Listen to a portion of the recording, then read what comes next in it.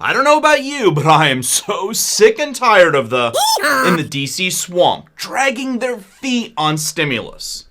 You know what bothers me the most is how both political parties have used the promise of stimulus to just rally up their base during an election season. If it was not an election year, I firmly believe that we would have had a second round of stimulus back in the summer. Sadly, this was an election year, and one heck of a roller coaster election it has been. Now that election season is finally over, the DC swamp has new priorities. Where before the election, Pelosi's best political move was to stonewall and delay. Now it is everyone's best political interest to get this done finally. In today's quick video update, I will explain why a deal is so crucial to both political parties and why we may just finally see a deal tentatively today. Hello and welcome to the Stephen Carlson Show. I'm Stephen Carlson. I'm a tech entrepreneur, real estate investor, author, YouTuber, volunteer paramedic, and Bonnie and Clyde are sitting down below me. Please, everyone, help me out. I really need your help on this. Comment down below with the hashtag TeamEIDL. That is all one word, Team, EIDL, and share this video with all of your friends on social media. Now is the final push to put the pressure on DC to get stimulus approved before the end of the year and give everyone the stimulus checks and the $10,000 EIDL grants to all small businesses. We are making significant progress, and I'm optimistic that we are going to be able to have an understanding sometime soon, said Senate Majority Leader Mitch McConnell as he left the Capitol last night.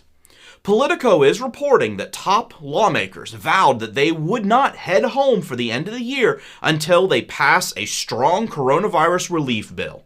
The strongest signal yet that McConnell, Speaker Pelosi, Senate Majority Leader Chuck Schumer, and House Minority Leader Kevin McCarthy are on the verge of breaking the months-long stimulus stalemate.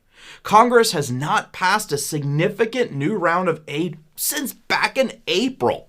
The leaders have met for multiple hours, spread out over a couple different meetings. Treasury Secretary Steven Mnuchin also joined them on the second meeting via telephone. Remember that government funding completely expires on Friday, so negotiators could buy some more time with another stopgap spending bill if talks drag out on the stimulus. While congressional leaders didn't publicly discuss the details of their negotiations, this was all prompted after the $748 billion proposal from centrist senators to spend on small businesses, education, vaccine distribution, healthcare, and beefing up unemployment benefits. Republicans have said that they are willing to scrap talks over liability shield as long as the $160 billion for state and local government is also shelved as well. However, at the moment, Democrats have yet to concede defeat on the local funding issue. Now, this is excellent news, if true, of course, because state and local funding demands from the Democrats and the small business liability demands from the Republicans, that's been a massive roadblock for both parties. $6 billion set aside to help with the vaccination distribution. My goodness, Congress, come on. Is the president going to have to go over to Capitol Hill to get this thing moving?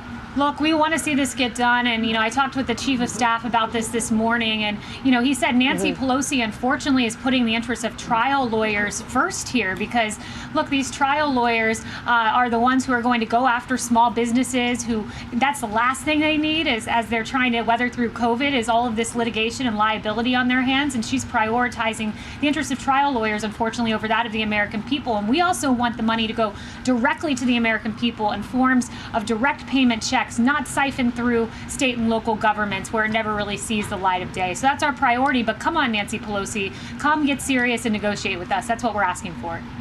Personally, I agree that both are basically needed to some degree. That is, state and local governments need some money to help cover COVID-related expenses, and business owners need protection against frivolous lawsuits.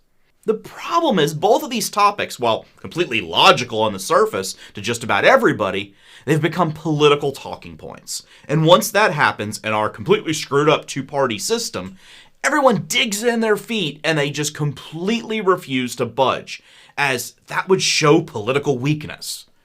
If both parties can just agree to shelve those two, yes, important topics until the new year, at least we can get some sort of stimulus out to Americans. What do we expect to see in this new bill? Well, the exact details have yet to been released because they're still negotiating them on them, obviously. But rumors show that this will be a much smaller bill than the multi-trillion-dollar ones that have been planned and proposed earlier in the year. I hope to see stimulus checks out to families, a second round of PPP funding for small businesses with less than 100 employees, the $10,000 EIDL grants back for small businesses, which was promised months ago in the CARES Act but completely screwed up by the SBA, money for schools to reopen safely, and some sort of renter and landlord assistance programs. Will we see all of this? Well, honestly, this is 2020, so predicting anything can just be a complete stretch of reality. What is not a stretch of reality is you can get your 4 free stocks from Webull using the link down the description below. Or you can get 40 free lottery tickets. Check out my video on how to get those free lottery tickets. The link is down below and the card above. Once this deal is finally hashed out and signed, I will give a full detailed video on Monday giving you all the information that you need to know. And I hope to see you then. Thank you very much for watching. Please make sure you click like and subscribe. Doing so really helps the YouTube algorithm. I appreciate it, as do Bonnie and Clyde, and I'll see you on the next one.